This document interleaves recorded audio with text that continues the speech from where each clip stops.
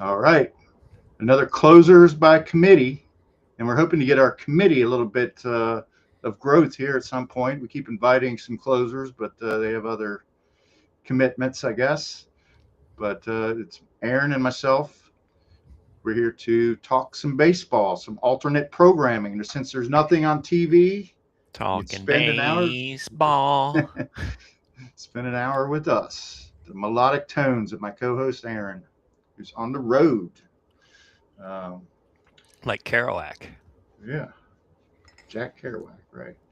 I Let's I do pass by every day now a minor league baseball stadium yeah, for the High A Hillsboro Hops in Hillsboro, Oregon. At least for the cool. rest of the week, I'll be passing by it.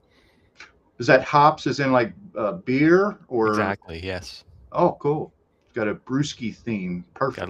Got a little green hop guys. Their logo. Yeah. That's also I saw some images from. Did they have an AstroTurf field? Yes. It rains Okay. there constantly. So Okay. I'm nostalgic for AstroTurf now. When I was a kid, it was like, dude, it was grass, that's and fucked now up. it is fucked up, right? But yeah, I'm nostalgic for Just Cookie miss Cutter Dave Stadium. Concepcion skipping the ball across the carpet. Right, right, right. Uh, it goes in cycles, I guess. Although I don't think those are coming back in No, mass, at least, just in those I don't think the areas. Like, players would have it. yeah, right, right. The rug burns alone are costly. So, Yeah, it's hell on their knees too. It's just cement under there. right. But let's dive right into the news. We lost Bill Mazeroski today, the other day, Yep. a couple days Shot her ago. around the world. Yeah.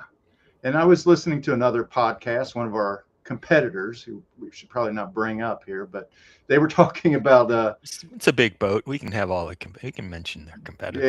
yeah, yeah. I don't think they're really competitors. I got false outrage about it here. Uh, but Mazeroski, they were debating whether or not it was the greatest home run. Actually, it was a Baseball Tonight podcast. I'll just go ahead and say it. uh, So it's still Buster Olney. Buster Olney and Tim Kirkjohn and those guys, and they debated whether or not the 1962 home run to beat the Yankees in the World Series in the Game Seven was the greatest uh, home run of all time to end a World Series. To end a And World Series. yeah, What? and How many? Well, I guess you start with how many World Series have ended on home runs. well, Joe Carter, I might have that That was a screwed up. great one.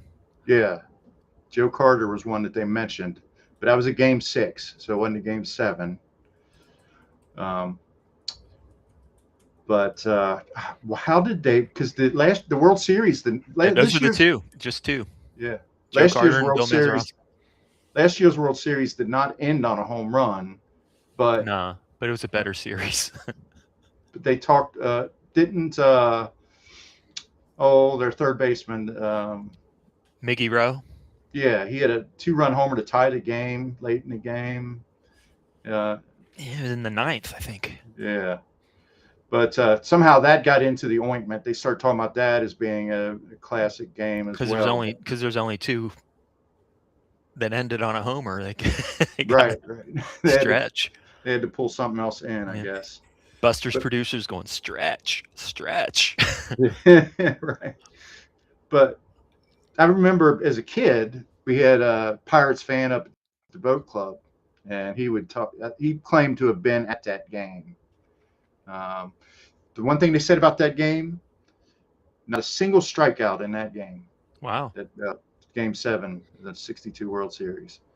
Um, so it was much more of a contact game back then. And Mazeroski, That a sounds lot of like it people, was a Kirkjian fact. I think, I think it was actually, Yeah. yeah, yeah. I can hear the voice right now, his little squeaky voice.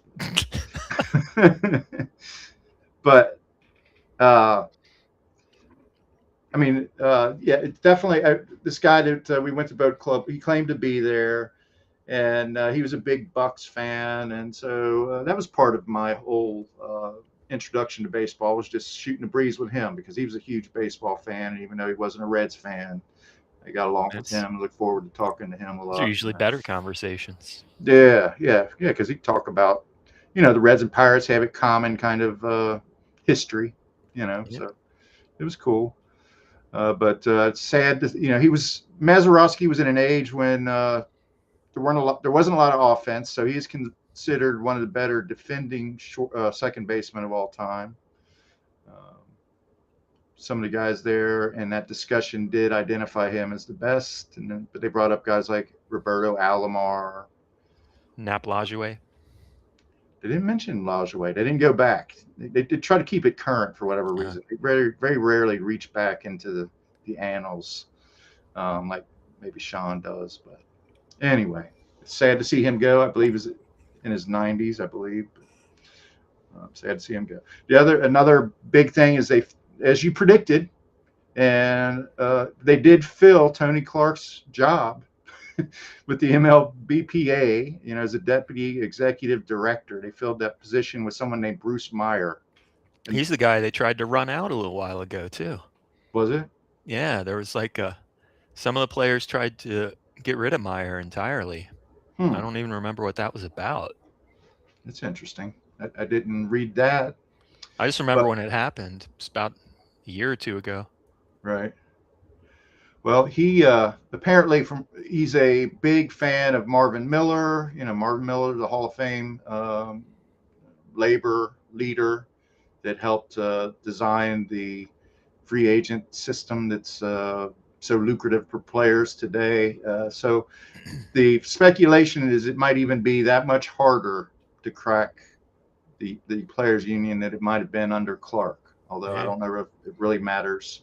Who was the guy when we were kids that was the head of the players union? He was Was it Peter Uberoth? No, he was the commissioner. Commissioner, yeah. Donald Fair? Yes. Yeah. Yeah, he was kind of an ordinary kind of fella. Humorless. Yeah, but he fought for the players. Yeah. Yeah. So I did find this Jeff Passan article, March 19th, 2024. Sources: frustrated players ask for removal of MLBPA's Bruce Meyer. Okay.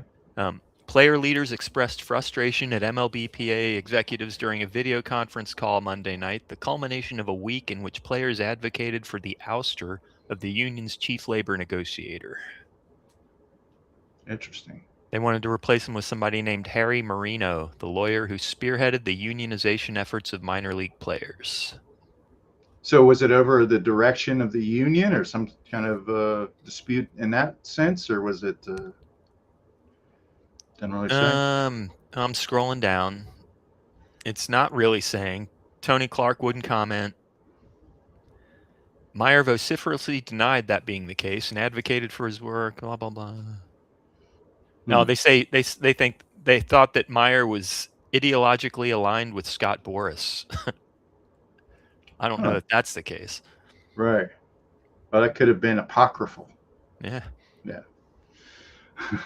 To use a well-used term on the internet, but all right. So we'll start with some National League news. We don't go in alphabetical order; we go by order of preference here. But is our slogan still "Fuck the AL"?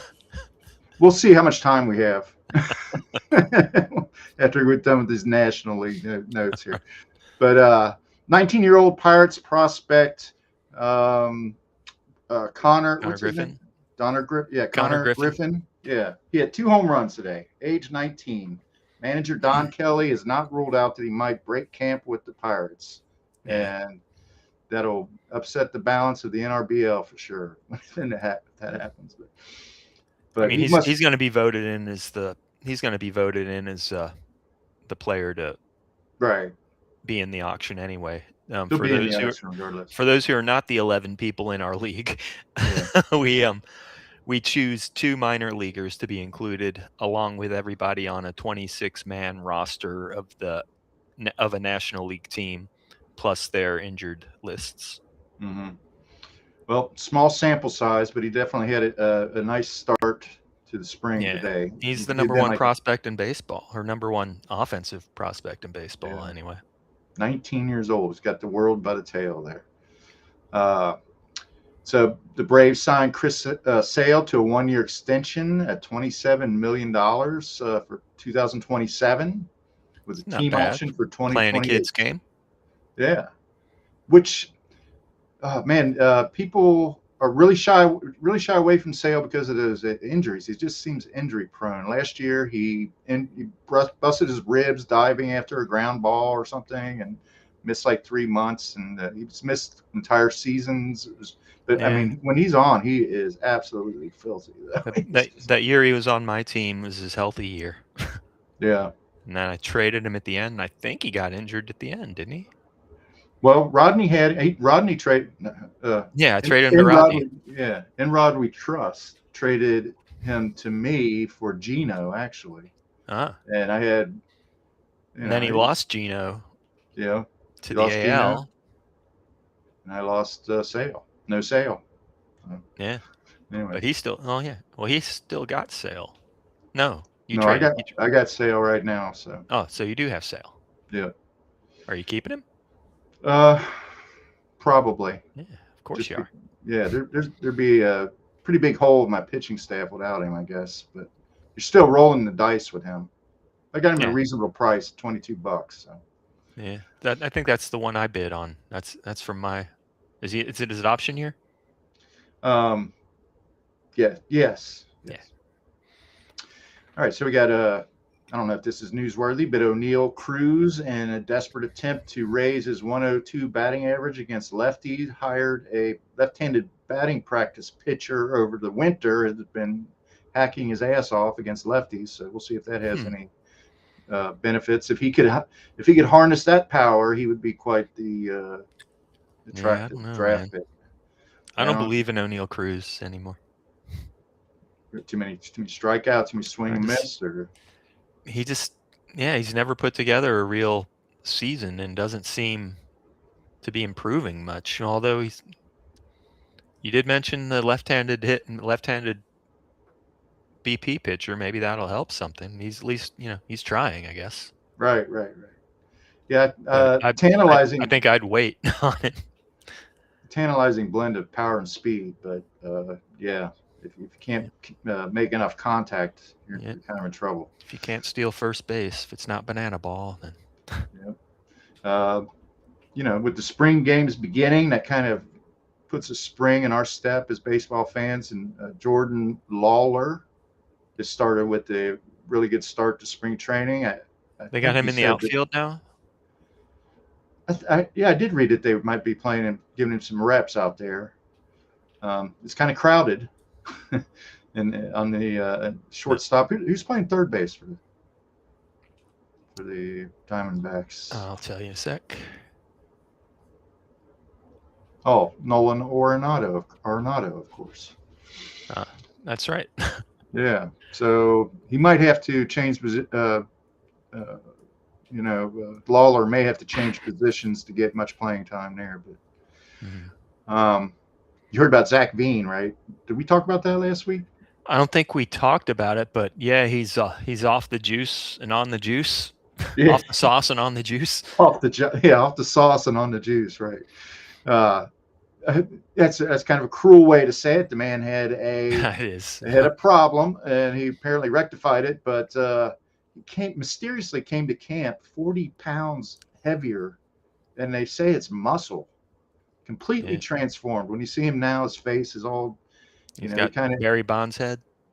A little bit, yeah. I mean, he's a very imposing look. He's kind of looks like the Michelin Man a little bit now, or something. But he hit a 468-foot homer the other day. So we'll see if he's another one that has that blend of power and speed if he can put it together. But the problem with him is pitchers were able just to gas him with fastballs down the middle. It was like unbelievable. Talking about Lawler still? No, I'm talking about Veen. No, Veen. Veen, yeah. If he can get on top of a fastball, he might have a future. But most times you don't see these guys come out of minor leagues having difficulty with fastball. It's usually all speed stuff. Yeah. Once I see him like 3 times in the minor league draft of our league, I'm out on him, I think. I wondered, because I've picked him twice in our minor league phase, and I'm like, what if he's there Yeah. again? Rodney picked him once too. You're right. You're right. He did. Yeah. That had nothing to do with the reason why I picked him. But Yeah, I mean, he was just yeah. No. Yeah, he he was picked just a him and player. then threw him back in. But yeah, he was their number one prospect about 3 or 4 years ago. But he could have some what they call post hype appeal if he puts it together, as long as he's not juicing, right? The post hype sleeper. Yeah. But he's totally juicing. It sure seems like it. Now, the visual evidence is compelling, but it's apocryphal. He in this cup, sir. Yeah, right. Jose Fermin. The Cardinals have all these question marks about their outfield, but Fermin might become a sleeper in your draft. He's, he hit very well in the minors last year, I believe, and he's turning some heads. Of course, plays infield and outfield. Yeah, but they kind of imagine him maybe in left field. They got Walker, and they got Scott the second, and Pray for Rain, I think. I mean, I don't know what else they got out there.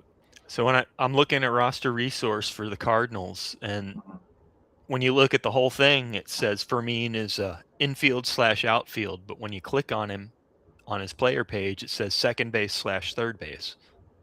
Okay, that's interesting. So they'll probably move him around, but they need so much help in the outfield. He'd probably get most of his reps there, I would imagine. But who knows? Who's St. Louis's third baseman now? Nolan Gorman. Okay. Weatherholt at second. Mason Wynn, of course, at short. Yeah, he's the flavor of the month.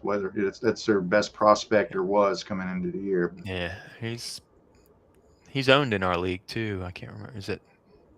And Rodri Truss has him. Yeah.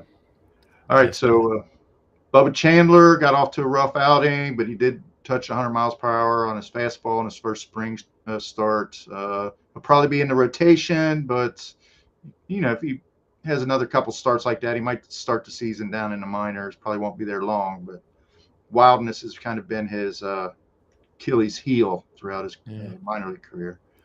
They've got him ahead of Urquidy on the depth chart here. He's the number 4 starter. Okay. More than likely, he's got nothing to worry about. Skeens, Keller, Ashcraft, Chandler, Urquidy. Did we talk about Pittsburgh's bullpen yet? No, but I was going to touch on that a little bit in our closers. Yeah, that's one I don't know if we'd mentioned. Yeah. Let's see.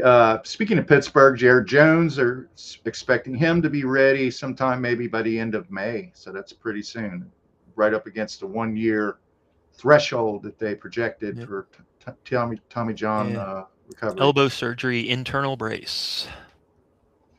Yeah. And Michael Conforto signs with the Cubs, and somebody in the Dodgers said something bad about his girlfriend or something today. So I saw something that they were disparaging his girlfriend. I thought, well, that's not weird. But, yeah, but apparently, I don't know. Maybe she's stifles, or what do they call that? Stifles him or something like that, or he's too close. I don't know. Who knows? I don't see Conforto on here. Is it a minor league deal? I think so, yeah. He'll probably, if he makes the team, he'll probably be an alternate to the left-handed side of a platoon with that guy Ballesteros or whatever, DH first base. Ballesteros? Yeah. That dude can hit. Yeah. All right, so let's do some American League as best we can here. So I was on fuck the American League. Yeah, fuck the American League. Now let's talk about the Yankees, because I promised Tango. I was on Tango's news show, which happens to be called I'm Just Saying. And she confided that she was a Yankees fan. I said, oh, we'll even talk about the Yankees on Closers by Committee. But they say Gerrit Cole is rounding to form. He's might be recovered from his Tommy John surgery by June. He was touching, they say June, but they said in a bullpen session he was hitting 97 miles per hour. mean, Jesus. it seems like that's a little dangerous. Like he might be pushing it a little bit, but If he's they throwing need nice and easy, I don't know. right. But they have they're not going to have any trouble scoring runs when you look at their lineup up and down. Trent Grisham's their leadoff hitter? Yeah, and he hit like 31 home runs last year. I had no idea. I knew that because I had him for a long time on my Lebowski team, and I cut him loose at just about the right time, I think. Well, like guys like Chaz Grissom and uh, Bellinger, Ben Rice, Giancarlo Stanton's back. yeah, they brought back Goldschmidt. Chisholm's And going back to second. is he? So they're not going to have any problem scoring runs. They got to get some of these pitchers back. The Yankees do that. They can tread water until around June or something. Then they'll get Rodon back and hopefully Cole. And look at the rotation: Max Fried, Cam Schlittler, Will Warren, Ryan Weathers, Luis Heel. Yeah, so it's a little thin there towards the back end, and so they need to tread water. I could definitely see them making. Not to disparage any of those guys, but I could see them trying to make a couple moves for depth before the season starts. Was Heel Rookie of the Year? Was he? Might have been. I feel like he was. I'm not positive. Well, we're doing a baseball show. We should know these things. The question came off the top of my head. Yeah. No, that's an he's excellent 2024 question. Rookie of the Year. Oh, okay. Fantastic. So there's the Yankees. They're in a tough division because the Blue Jays are really good. They're really good. The Blue Jays were a formidable opponent for the Dodgers and almost pulled that off last year. So some people kind of like the moves the Red Sox made. They got Wilson Contreras, for instance. I don't know. They seem like they might be the wild card team or a pretty good team, competitive team, but I don't see them hanging in there with the Yankees and the Blue Jays, really. Yeah, they got Aroldis Chapman closing it down. Yeah. Well, Chapman had one of his best years ever last year, ironically. Yeah. The Orioles, they're an interesting team, bringing on Pete Alonso to complement their mashing catcher. Adley Rutschman. Yeah. And Alonso's off to a good start. He homered twice already.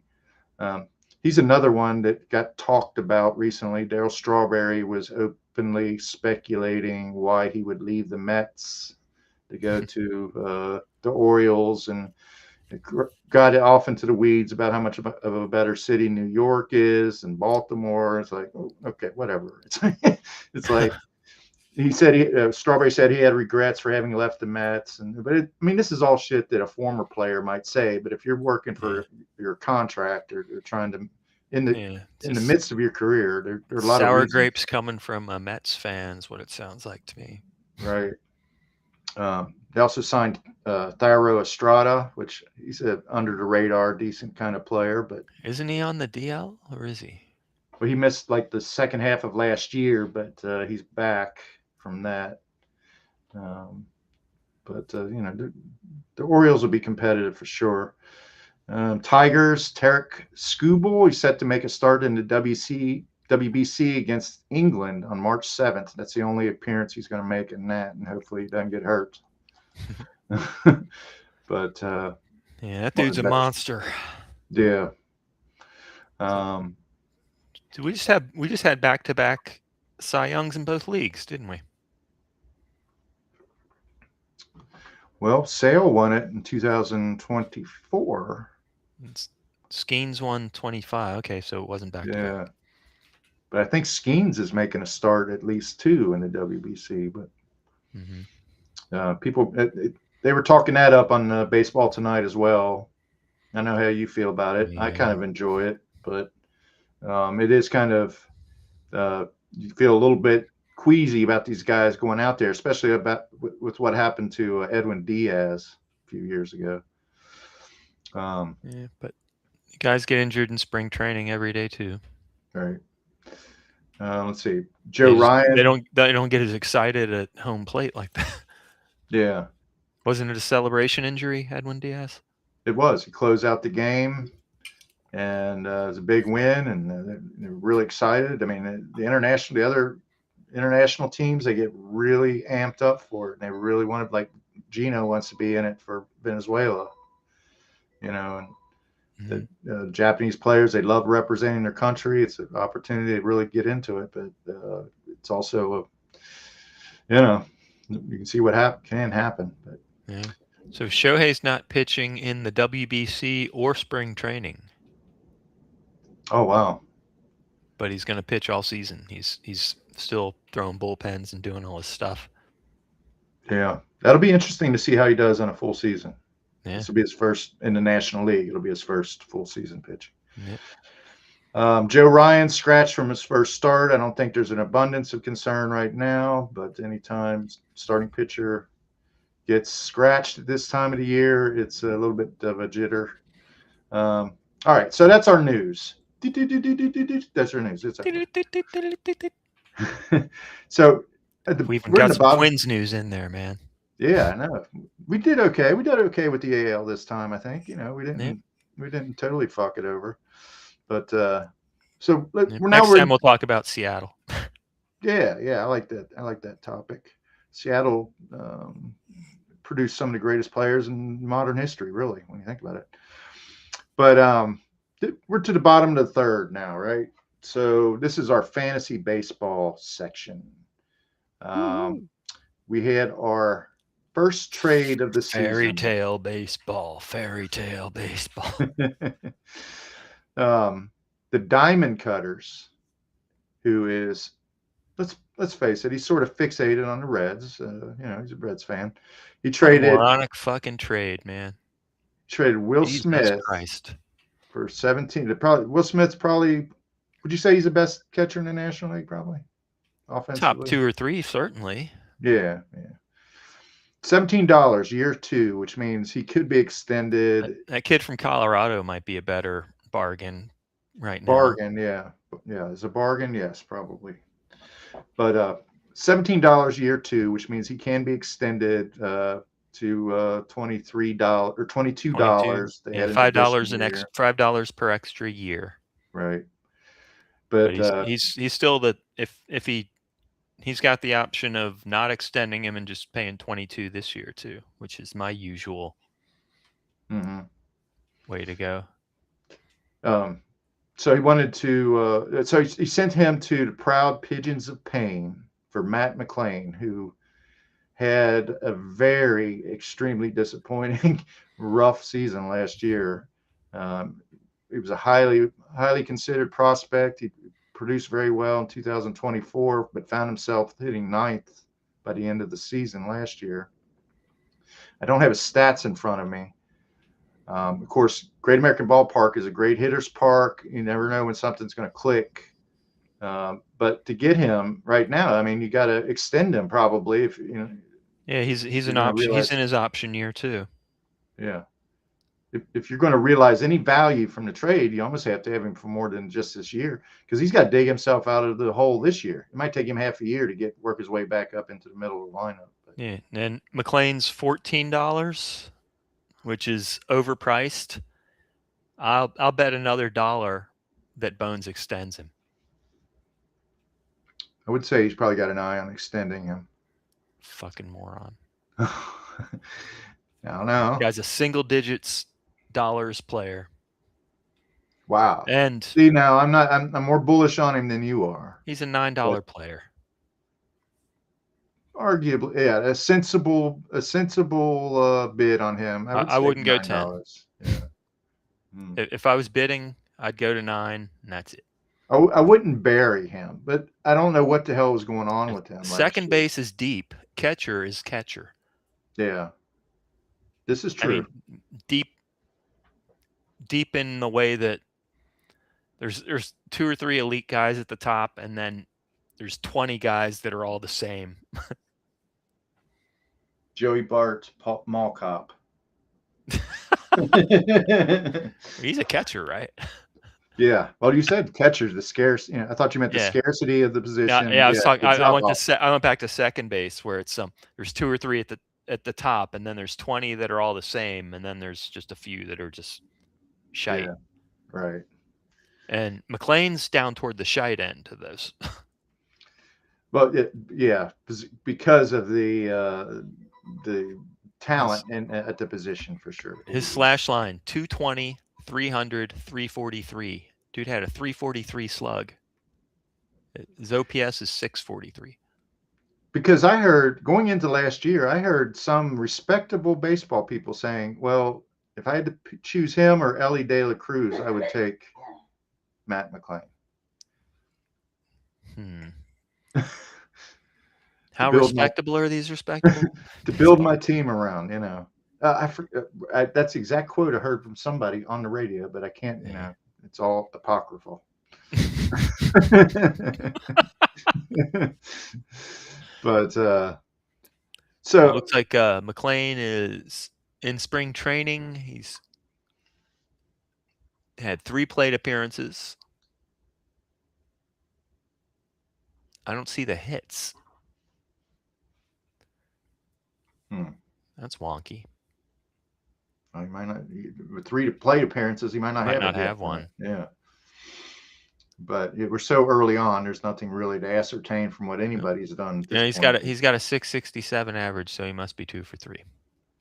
Okay. Well, as a Reds fan, I'm rooting for him. As an NRBL player, I have to agree with you that maybe this wasn't the worst trade of all time, but I think the proud pigeons of pain got the better of it. But. Yeah. Proud pigeons of pain sent the Diamond Cutters to see the sisters at Shawshank. That's a very delicate way to put that, Aaron. I like that. So what else is going on the league right now? I mean, we're all just getting ready for the draft. I think everybody's kind of back in their man cave, preparing for the draft in the various ways that they do. And right now, there's really there won't be any cut down until 3 weeks from now, and when you have to release some players. Someday we should probably go over, the rules that we play by, so our listeners understand what the hell we're talking about. But it's fairly vanilla. It's not the most complicated setup. If you know rotisserie baseball, it's not the most complicated, but it's not the most simple either.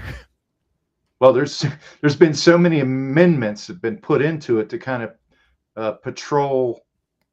Yeah. Let's face it, cheating.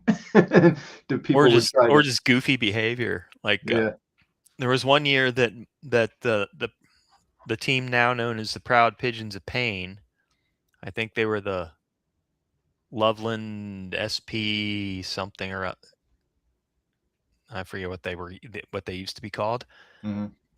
But one year they just kept, when we were allowed to nominate any minor leaguer that was part of an NL organization, he nominated a minor leaguer every time, and they were soaking up money, and there were all these minor league players in the league, and Sean, the commissioner, changed it so that we now have to vote on 2 minor leaguers to include in the draft, and those are the only ones we get. And that's an excellent example, but there are several other rules that were kind of born from the same. That's one of the more recent examples, I'd say. Right. Some rule changes are just to make the commissioner's life easier. Yeah, he got rid of the Z's. Or don't change the name of your team more than once a year, or something. Yeah. Wasn't there an incident where the guy changed his name to the name of one team's, and the other team changed the name to his, so that you were totally confused about? There were many teams named Slim Pickens or some variation thereof. And you're like, how'd this guy go from 9th place to 3rd place in one day? So guys would do things just to get on the commissioner's nerves, or the rest of the league's nerves. Right. Probably, if you were to if we put our Constitution up and you were to actually read it, you were like, why in the hell is this even necessary to put into the rules? And then that would start that the discussion. Constitution's out of date. It needs some updates for sure. Yeah. It's got about 3-year-old worth of rule stuff in it. Yeah. All right. Well, we're kind of going into the middle innings now, and this is where we kind of do a lighter side of the game, more of a pop culture. And I'm ambushing you, Aaron, because you don't know what I picked as a topic. But I think that you're going to find it to be somewhat easy to come up with a list of your top 5 announcers of all time. Baseball announcers? Yeah. Well, you got to have Marty Brennaman right at the top. Absolutely. Who's that? The Cincinnati Reds Hall of Fame announcer, Marty Brennaman. Brockmire. Brockmire counts? Okay. No, Brockmire. Then Brennaman 2, Brockmire 1. Okay. I love Brockmire. How did that show ever end? How did they let that show off the air? That show should have gone on for 30 seasons. Didn't they kill him? Didn't they kind of give him a disease at the end? He kind of spun out of control now that I think about it. He was wasn't he getting into cocaine and all kinds of shit? No, he was doing that already, but yeah, Brockmire was a mess. Hank Azaria. I love that he had that grudge with Buck. That was fucking and he gave Bob Costas pink eye. Right. That show was classic. All right. Yes, sir. Brockmire, Brennaman. I kind of grew to like Buck Martinez with the Toronto Blue Jays. That's an interesting pick. I don't dislike Buck Martinez. Yeah, I've heard. Yeah, he's definitely. He's got some dulcet tones. You know, he's some good insights. He's off the grid a little bit there, but he just retired, I think, from announcing. Oh, I believe he had some health issues, didn't he? Yeah. Yeah, that sucks. But yeah. The guy from Seattle, is his name Rick Riz? Rick Riz. Okay. Is that his name? Wow. Yeah, I don't know.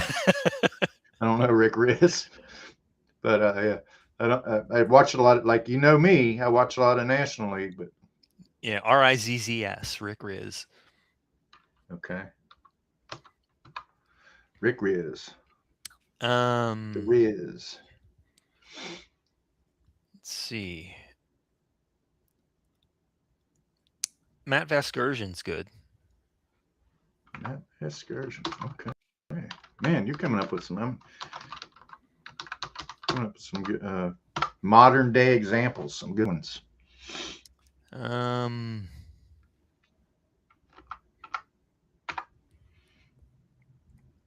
Hawk Harrison. Hell no. Put it on the board. Yes. That guy's the worst. No, John he's Sterling. Not the worst. No. Yeah, none of those Yankees guys. For God's John sake. Sterling is terrible. I'm sorry. You know who I do like though, announcer wise, from the Yankees? The guy who announced the rosters. The guy to go number 2. Oh, Derek yeah. Jeter. Yeah. Jeter. The public address announcer. Yeah, I'm counting him. Well, Paul Summercamp is an imprint in my brain. The old Red's a public address announcer. But... Yeah, and John Browdy too. Right. Bob Shepard was the guy's name, known as the Voice of God, the most famous New York Yankees PA announcer, served from 1951 to 2007. That's a 66-year career. Wow. Yeah, he had like a total gentleman's voice. Like it's like, but it had like this Brooklyn accent to it. Right. And Jeter kept it playing his recorded announcement every time he'd bat, even after he died. He'd hear number 2, Derek Jeter. I seem to remember that. Yeah, what a tribute. Yeah, I think that's only 3-4 I came up with. Yep. Well, if you're going to include Brockmire, but Okay, 5 if I include Brockmire. Yeah. Right. Brenneman, Brockmire, Riz, Vasgersian. Who did I just say? The Yankees PA guy? That's 4. It's 5 if I count Brockmire. Bob Shepard, right? Bob Shepard. Okay. Like it. I'm going to allow it. Don't you love it when people say, I'm going to allow it? Like they're a judge? Yeah. Like I'll allow it. I'll allow it. Okay. All right. So short leash counselor. So mine's going to be a little bit more nostalgic, I guess. But I have, I remember you said you didn't really care for Vin Scully, but I can't help it. I love listening to Vin Scully and his stupid stories and all that bullshit. I ate it up. I softened on him a little toward the end, but yeah, I get it.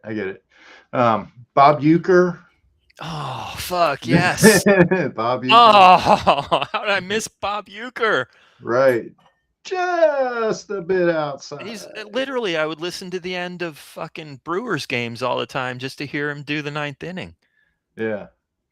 Amazing. And look at all the talent he had. I mean, he'd go on the Tonight Show and he's hilarious. Deadpan humor was freaking He had his own sitcom for like 6-7 years. Right.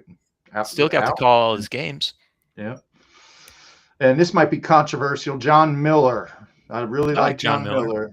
Yeah. It just seems like a really smart guy, relatable guy at the same time. Knows his baseball. He's a very San Francisco type guy too. Yeah. He's like always in Birkenstocks. He never screwed up somebody's name that happened to not be, if they had a Hispanic name or something, he would always say it correctly, Mm-hmm. So I always like John Miller. Adios, pelota. I got Harry Carey in there. You know what? The other 2 Giants guys, Kruko and who's the other? It starts with a K too, doesn't it? Yeah. Kuiper and Kruko. Yeah. Yeah. I like those guys are really good. And his brother, I don't know if it's Kruko or Kuiper. I think it's Kruko's brother does the A's games and sounds just like him. Kuiper's brother, I think, or I don't know if he's. I'm not going to say because I could be wrong. All right. I like the reserved, the self-policing there. No, it was Glenn Kuiper. Yeah, the A's broadcaster was the one. I don't know if they're related, but he used a racial slur and got fired. Oh yeah. Okay. Well, yeah, he is Dwayne Kuiper's brother. Okay. I have Harry Carey in there. He's very rough around the edges, but I loved Harry Carey back then, man. I just did. Steve Stone's good too. Yeah. Yes. Steve Stone is good. He's still doing White Sox, isn't he? He's still doing White Sox games. Yep. But Harry Carey just, the hairy-chested slugger and the inappropriate shit he would say, talking about Marley Collins, and then he'd be 2 sheets in the wind by the 5th inning. It's just, he was just like everybody loved him. I'm taking Brockmire off the list because I forgot Jason Benetti. Jason Benetti's as good as it gets. Okay. Is it American League? Tigers. Okay. He was White Sox with Steve Stone for a year or 2. And he was always a Chicago guy, I think. And he really got fucked over by the White Sox when he was going into negotiations, and he bailed on him and went to the Tigers. Well, good for the Tigers. Yeah. And last I had to pick Marty. He definitely became very jaded and very wave his fist to the sky and kind of what would you call it, curmudgeonly in the latter days. But I loved it. Nobody called a home run like he did, though. I mean, nobody would put a charge into a call that he could. I haven't heard too many people that can do that. Sometimes he would just, and that one's out of here. Well, I like it when you complain about extra innings. This game might never end. He did get so salty. Yeah, right. and we've both met him. We both That's encountered true. him, and Yeah. he's just he's inexorably linked to the Reds, and so anyway, there we go. That's our middle innings segment. That was kind of fun. Yeah. So after the 2023 season, Benetti left the White Sox, citing a disrespectful remark from the team's chief revenue and marketing officer, Brooks Boyer, as an example of his strained relationship with the team's front office. In addition, Benetti speculated that the White Sox preferred a more traditional broadcasting voice rather than his looser, playful style. Okay, interesting. Looks like somebody got rid of my closers by committee video, which happens sometimes on the network here. So we'll just go into it. We won't do any. Closers by committee. Right. Always be closing. A, always. B, whatever that is. B, closing. Closing. And I've still never seen Glengarry get Glenn Ross. Well, just remember first I place attempted a couple times. I fell asleep every time. Just remember first place is a set of steak knives. Second place is you're fired. So that's okay. That's Glengarry Glenn Ross for you in a nutshell. All right, so let's look at some of the more interesting closing situations in the league at this early stage of spring. We kind of went over a couple teams last week, but Aaron, why don't you kick it off with one American League or one National League team that you selected to talk about? Let's see here. Trying to remember who I said earlier tonight when I was looking this over. You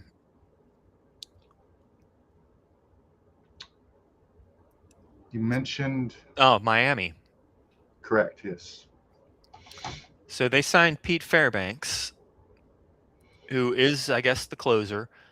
The weird thing about Miami is they never have a closer get 20 saves. But it don't usually last past July. They get traded. That's true too.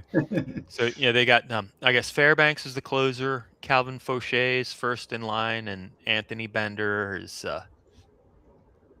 forever the setup guy there. Mm-hmm. Yeah, but they signed Fairbanks to do the job, and he was very successful in Tampa last year. He had a really good season. They just declined his $11 million option because they run on a shoestring budget. Yeah, they're cheap. I was trying to be diplomatic about it, but yeah, they're cheap assholes. But so there's they're innovative because they're so cheap. That's what I agree with you. It's nuanced. Like, okay, you got a club that's cheap and stupid over here. Yeah. Then you have the Rays that's industrious. Yep. They're smart. They develop players, especially pitching. They're clever, and then their executives get snatched up by other teams. But they are kind of so I like Fairbanks to be, at least until he might be traded in July or so, just after the All-Star break. But I think he's going to. I mean, it's your team. What do you think? It's not my team. I mean, no, but it's your pick. It's your pick. Yeah, I'm getting philosophical on it already, and it's like. Yeah, I like Fairbanks. Okay, he's obviously going to hold the job, but how many saves are you going to get with the Miami Marlins? Even if he's healthy and there for the whole season and not traded, 20, 21. I mean, that's not a good team. No, it's not a good team. But they. And if they don't have Fairbanks, you're down to Fauché. Because he's the incumbent, right? He's the one that ended last year with the job, I think, Fauché. Did he end it? I know he started it. I think he did, but it's one of these teams where, they had a cast of characters or closers by committee, as they say. Bender did it for a little bit, I was hitting myself in the head over that one because I had Bender for like $4 the year before, whatever. Yeah. I think we both had him, might have traded him to each other. Yeah. It's just, hard to say. I would say Foucher would be first in line if something were to happen to Fairbanks. But it seems like a pretty solid bet. Like you said, the opportunities may be limited, but if you have him, just from a fantasy perspective, if he gets traded somewhere, yeah, you're rolling the dice. But if he does a good job, he might get a closer job to the club he gets traded to. So. Yeah. Anyway, okay. Well, I'll go. I picked. Oh, they also have Ronnie Henriquez on the IL, but he's going to be in their closer mix, I guess, if he comes back. I don't know what his injury is. Who's that one guy? Nardi. Nardi, yeah. He's a lefty, but they talk about him having some closer credentials at some point. Yeah, he's back now and healthy again, I think. But I don't know, Closer Monkey's not listing him in the mix. Yeah. Probably be a long shot. Mm-hmm. So I did especially pick being a lefty. Right. And he doesn't have like a big fastball or anything. I don't think. He's kind of a smaller. A friend of mine does know him, though. He played Little League with his son. Oh, wow. That's cool. Yeah. All right, so the Mariners, Kevin Cash, the manager, Pete Fairbanks, of course, we just talked about. He signed with Tampa Bay. It seems right now they're claiming this is a true closer by committee in Seattle. Really? But Griffin Jack's probably leading the pack right now, and he has a tremendously high K rate. You mean Minnesota? No, does Jack's Tampa Bay? Tampa Bay. Mm-hmm. Oh, you're right. I'm sorry. You're right. Tampa Bay. Yeah, Seattle's Munoz, Brash, Ferrer. Yeah. Okay. Tampa Bay. But Jax looks to have the job probably right now. But the manager has demonstrated, Cash has demonstrated a tendency to mix and match. So there could be saves going to Gerrit Clevenger, the lefty out of the pen, who had tremendous numbers. He had like a 2.35 ERA, 0.95 WHIP. But there's a Dominican pitcher named Edwin Uceda. Yeah. Uceda. He has a 100 mile an hour fastball. The only problem is his shoulders is bugging him right now. He's having problems with his shoulder. So Brian Baker there, he's another quality reliever. He did K 83 batters in 68 innings last year, so he's probably someone that could do the job too. He's done it in limited capacity before. But I think he had a lot of holds, it looks like. Yeah. But I think that Jax will probably enter the season as the closer. I think their long-term plan is for Uceda maybe to get into that role. Not necessarily because he's the best fit for the closer role. It's because he's a little Pete Fairbanks is gone. Well, but sometimes you'll put a guy in a setup role.